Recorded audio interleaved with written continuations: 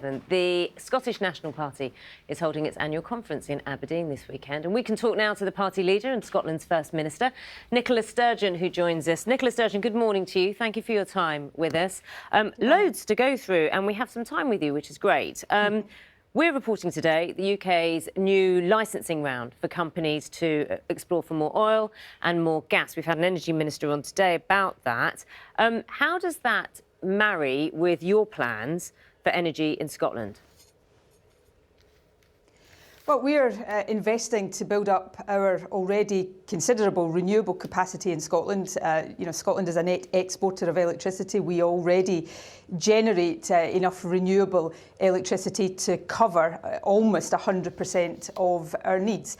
So we want to increase that renewable capacity to support the transition to net zero, which every country has a moral obligation to do. Oil and gas is a big part of our existing energy supply. It's also a big part of the overall Scottish economy. It supports a lot of jobs. So we've got to transition away from oil and gas. We've got to do that. That's part of the moral obligation, but we've got to do that in a just and fair way. And the Scottish Government is supporting work to ensure that. In terms of new licences, I've been very clear that within the context of that just transition, we've got to subject any decisions about further exploration or further exploitation of oil and gas to the most stringent climate checks. And I worry right now that what we're hearing from the UK Government is just a continuation of their haphazard planning about energy, and in the long term what they're doing is undermining energy security rather than strengthening it, because the route to energy security, it's difficult, it's challenging, but the route to energy security is to secure that transition away from fossil fuels to renewable and low carbon sources of energy. That wouldn't be to the exclusion of fossil fuels, exploring for oil and gas today or this year, would it? It's a gradual transition. We can't turn off oil and gas overnight for a variety of reasons, energy security, but also particularly in the Scottish context, although we're not unique here, the economic and jobs impact of that. We've got to do that in a planned way and with justice and fairness at its heart. I grew up in the 1980s during deindustrialisation, when a Tory government then failed to plan for it and left communities and individuals on the scrap heap, and the legacy of that is still with us. We mustn't repeat those mistakes. But, and this is a big but, because this is what we owe also to the next generation, we've got to accelerate that move away from fossil fuels as much as we can, because the future of the planet quite literally depends on that. So just this, sort of haphazard approach of the UK Government, and, obviously what we heard from the National Grid yesterday and the worries people have about. Well, it's important. It's important. I know, and I've heard it. I've heard you say it. I'm interested because you are in Aberdeen now, and Aberdeen obviously is reliant, and sources of jobs obviously reliant on that industry. What would you say to them? It's about, I think the oil and gas sector supports around 100,000 jobs in Scotland, responsible for 5% of Scotland's GDP. I mean, what do you say to them about their jobs transitioning? When does that happen to them? Well, if you've been listening to me, I was directly addressing those points. I pointed out to you the economic impact and the number of jobs that are dependent on oil and gas. You did, and my question was what happens to those? Well, we transition them into the massive potential we currently have on renewable energy. One of the other things, which I'm sure you were about to come on and ask me, was ScotWind. We have earlier this year given consent for the use of seabed that has the potential to generate up to 28 gigawatts of offshore wind energy. Scotland has massive potential in hydrogen, not just to meet our domestic energy needs, but as a potential massive export industry.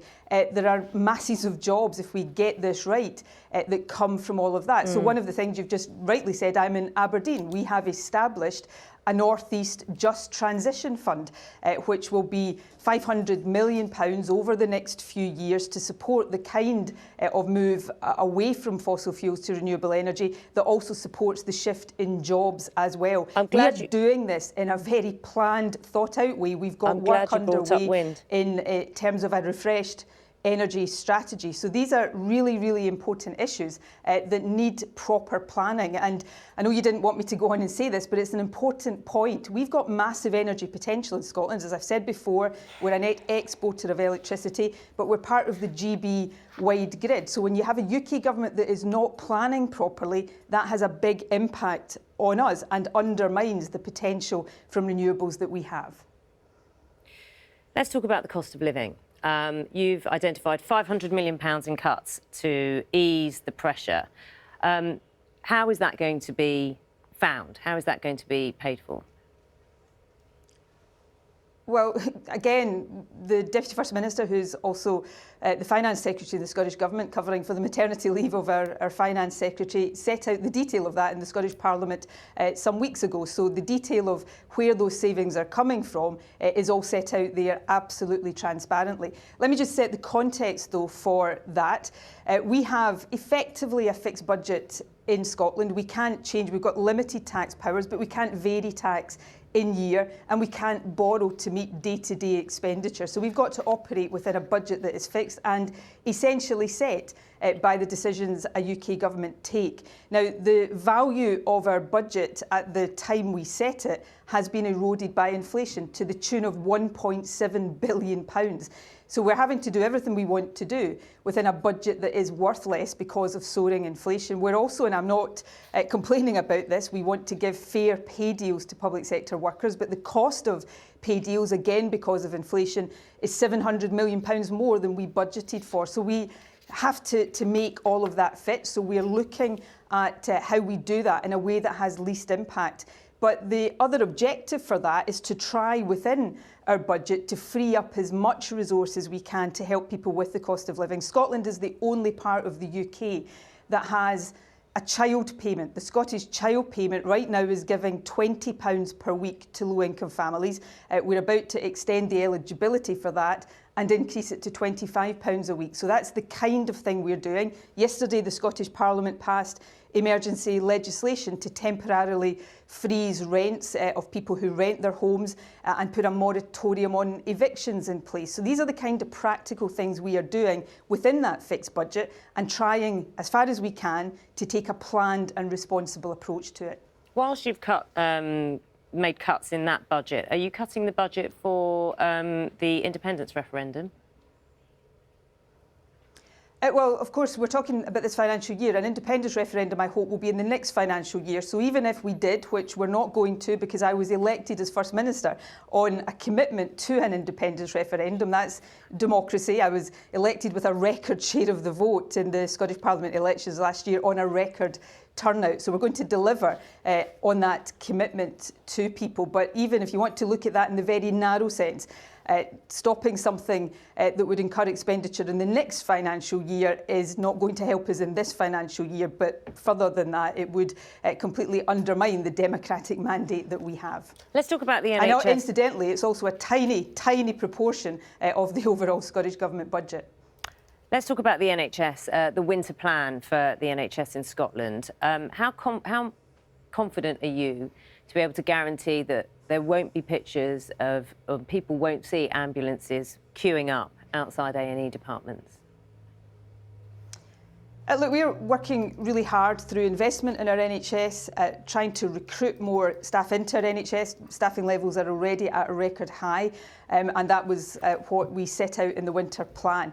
But the challenges facing our NHS right now are considerable, largely because of the ongoing impact of COVID and obviously the backlogs that built up during COVID, but some of the underlying trends that predate COVID are also posing challenges for our NHS, the changing demographics of our population, for example. So these are big, big challenges for governments everywhere, and we're working hard to support our NHS, and that is a responsibility we take very seriously. Our accident emergency... We have difficulties with accident emergency waiting times, for example.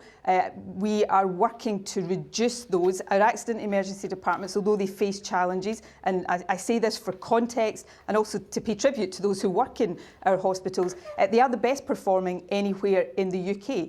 We have significant waiting times challenges in the health service, although we have, over the past few months, been very successful in reducing the longest waits in the NHS as part of our overall plan. We've got record numbers of staff, investment is at record levels, and we are supporting the NHS through this really challenging time. The winter is likely to be extremely difficult. We don't know what will happen in terms of COVID circulation, although I think we should prepare for that being challenging again. Similarly with flu, one of the key messages to people is to please, if you're eligible, make sure you get your COVID and flu vaccinations this winter to help, as far as possible, to reduce that pressure that would be on the NHS. Nicola Sturgeon, Scotland's First Minister, thank you for your time.